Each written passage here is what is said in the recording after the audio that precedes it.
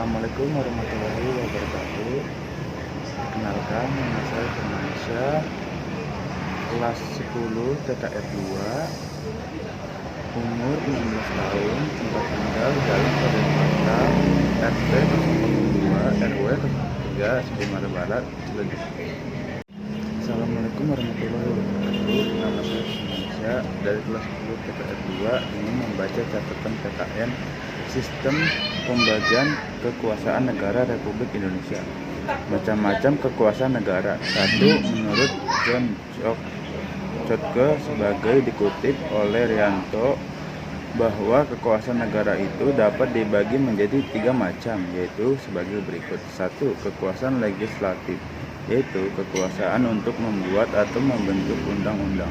2. Kekuasaan eksekutif, yaitu kekuasaan untuk melaksanakan undang-undang, termasuk kekuasaan untuk mengadili setiap pelanggaran terhadap undang-undang.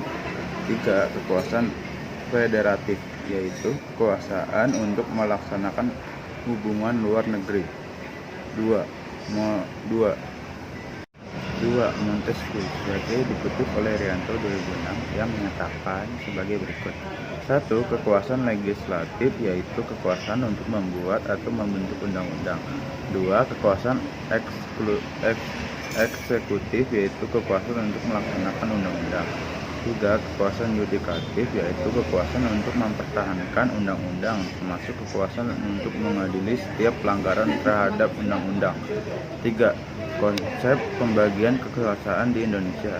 Penerapan pembagian kekuasaan di Indonesia terdiri atas 2 bagian, yaitu pembagian kekuasaan secara horizontal dan pembagian kekuasaan secara vertikal. 1. Pembagian kekuasaan secara horizontal.